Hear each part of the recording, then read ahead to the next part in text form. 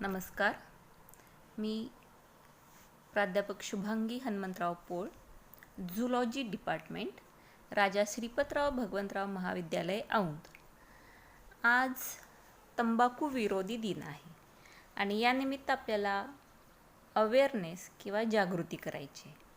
आमचे सर्व विद्यार्थी आणि ग्रामस्थ जे कुणी आपण हे ऐकत आहात त्यांना माझी विनंती राहील की या निमित्ताने आपल्या मनातील शंका आपण त्यांची उत्तरं शोधावीत.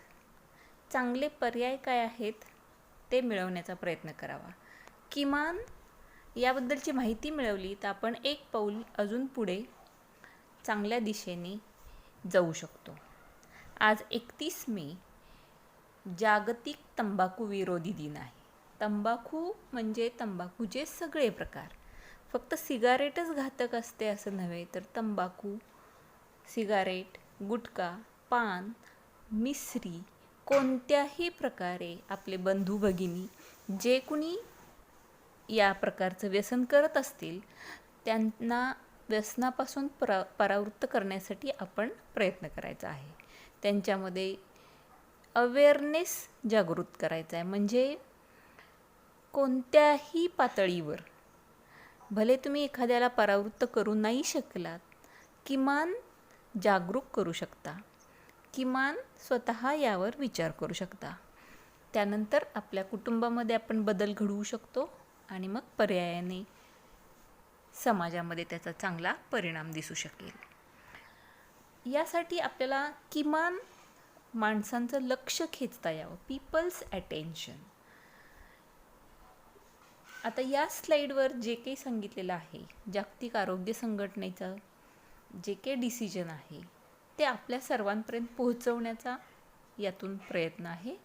It all began when who passed a resolution on 15 May 1987,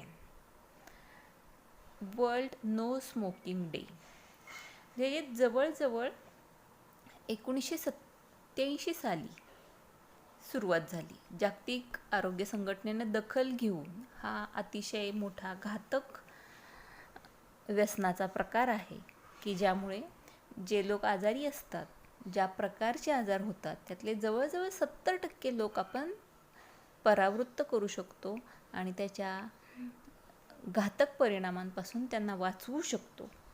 आणि त्यासाठी सगळे तंबाखूजन्य पदार्थांचे जेवढे वाईट परिणाम आहेत ते लोकांच्या, समाजाच्या, लहान मुलांच्या लक्षात आणून देणं भाग आहे. आणि त्यासाठी हा 31 मे हा दिवस नियुक्त केलेला आहे. या चित्रामधून तुमच्या लक्षात येईल की एखादं व्यसन, तंबाखूजन्य अथवा कोणतंही, ते जो काही परिणाम करतं तो फक्त त्या एका व्यक्तीवर नसतो, तर त्याचे आई बाबा, त्याची मुलं, त्याचे पत्नी अथवा पती ह्या सगळ्यांवरच त्याचा परिणाम होतो. यासाठी लागणारा जो खर्च आहे, जो पैसा आहे, तो पैसा कुटुंबियांसाठीचा, त्यांच्या काही गरजा पूर्ण करण्यासाठीचा पैसा हा व्यसनावर वापरला जातो आणि त्याचा अपव्यय होतो. बरं, फक्त अपव्ययच होतो असं नाही, तर त्याचे घातक परिणाम होतात आणि ते परिणाम फक्त व्यसनी व्यक्तीलाच सहन करावे लागतात असं नाही, तर त्याच्या कुटुंबियांना, त्याच्या आसपासच्या लोकांना, तिच्या आसपासच्या लोकांनाही हे सहन करावं लागतं. तंबाखू ही जी व्यसन आहे ते फक्त एकाच प्रकारे खाल्लं जातं, वापरलं जातं असं नाही. एखाद्याच प्रकारे त्याचे आजार बळावतात असंही नाही, तर त्याचे अनेक तोंडाचे, घशाचे, फुफ्फुसांचे आजार बळावतात. आणि हे सगळे आपण आज या 31 मेच्या निमित्तानं समजून घ्यायला हवेत.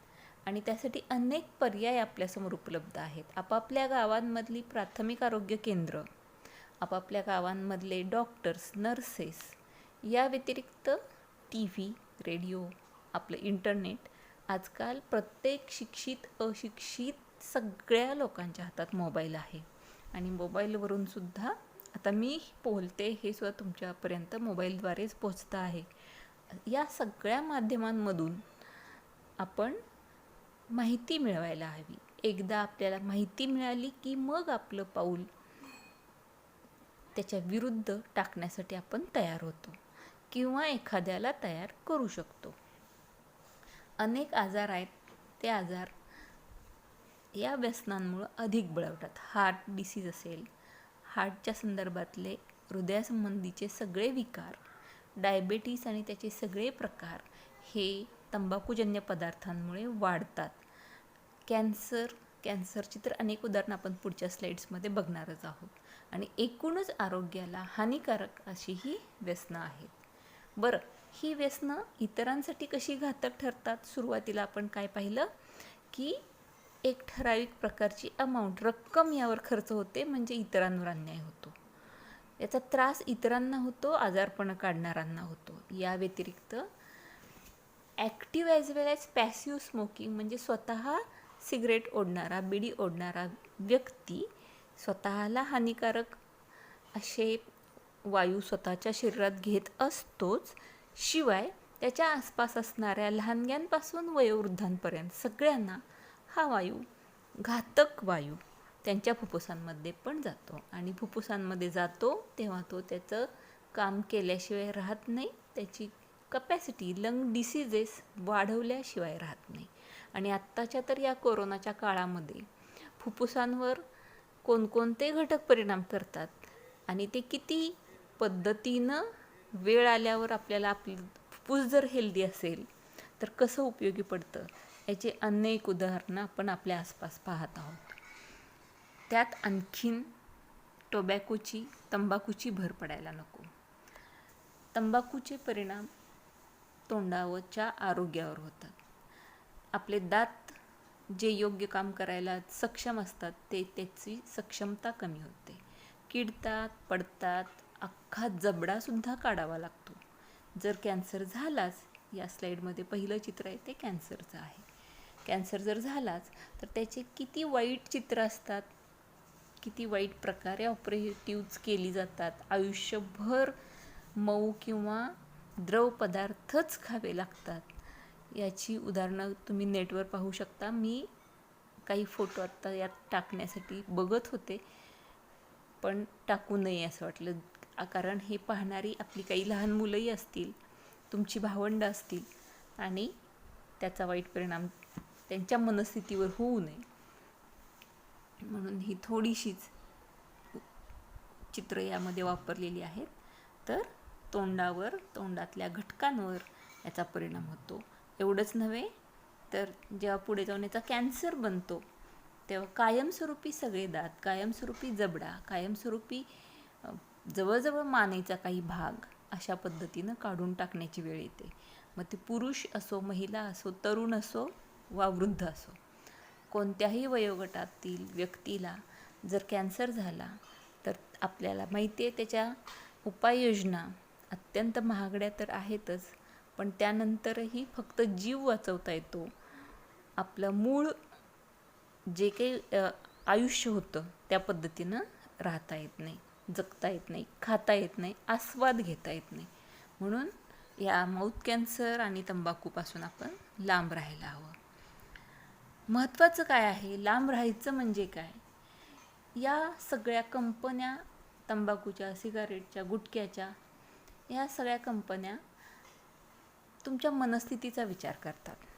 लहान मुलं, पौगंडावस्थेतील मुलं, किशोरवयीन, तरुण कॉलेजवयीन मुलं यांना काय आवडेल, त्यांना कोणत्या चवी, कोणते वास आवडतात याचा अभ्यास करून त्या पद्धतीनं गुटख्याचे प्रकार, सिगारेटचे प्रकार तयार केले जातात.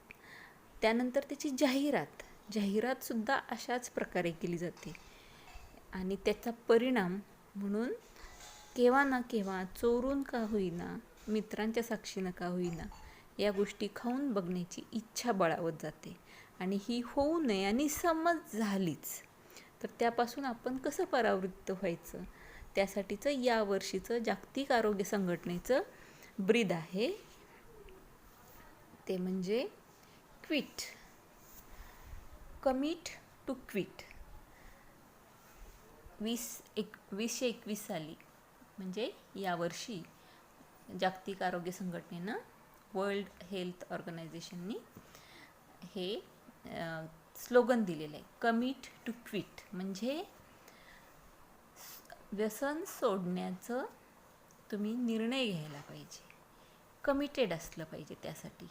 आणि कमिटेड असणं फक्त एकट्याचं काम नाही, सगळ्यांनीच त्या व्यक्तीला मदत करायला हवी आणि यशस्वी पद्धतीनं व्यसन सोडायला हवं. एखादं व्यसन यशस्वी पद्धतीनं सोडणं म्हणजे काय, त्यासाठी काय काय करायला हवं याचा अभ्यास होणं गरजेचं आहे.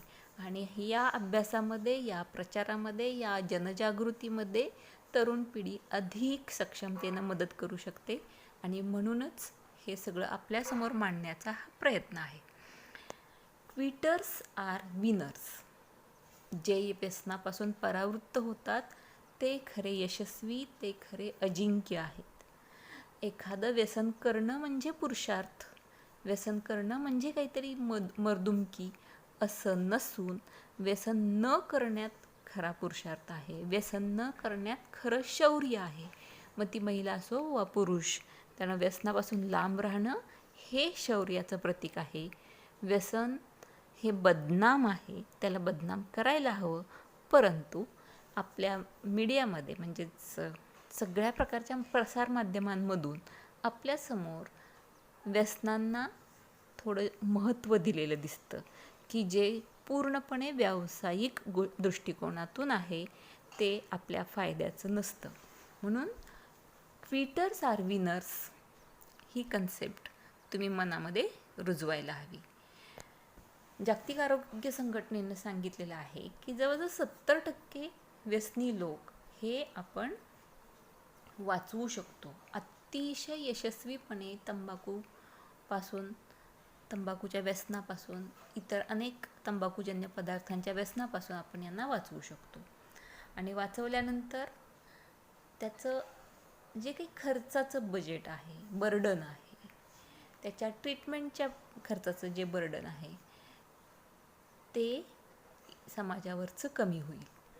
एकूण आपल्या या सगळ्या अभ्यास हा सतत चालू असतो. जागतिक आरोग्य संघटनेनं सांगितलं आहे, एका लॅन्सेट नावाच्या जागतिक कीर्तीच्या पुस्तकामध्ये पब्लिश झालेलं एक वाक्य सांगते, ending the global tobacco endemic is defining challenge in global health. Timely and comprehensive estimates of the prevalence of smoking tobacco use, and attributable disease burden are needed to guide tobacco control efforts nationally and globally. ही फक्त आपल्याच देशाची किंवा विकसनशील देशांचीच व्यथा आहे असं नाही, सगळ्यांनाच या गोष्टीला तोंड द्यावं लागत आहे. तेव्हा जे कुणी व्यसन सोडण्याचा प्रयत्न करतील त्यांचं आपण अभिनंदन करायला हवं. Congratulate to them. त्यांचं अभिनंदन करा. म्हणजे कुणाचं? तर ते लोक ज्यांनी तंबाखू सोडण्याचा प्रयत्न सुरू केलेला आहे त्यांना हॅपी नो टोबॅको डे असं विश करा. त्यांच्यासोबत राहा, त्यांच्या पाठीशी राहा आणि व्यसनाला नाही म्हणा. नुसतंच एखादं व्यसन नव्हे तर तंबाखूजन्य सगळे प्रकार जर थांबवले, जर त्यापासून आपण दूर राहिलो तर आपण कॅन्सरला टाळू शकतो, घराच्या अनावश्यक खर्चाला टाळू शकतो, आपल्या स्वतःच्या अनारोग्याला टाळू शकतो. आणि एवढाच एक संदेश मला यातून आपणाला द्यायचा आहे. धन्यवाद.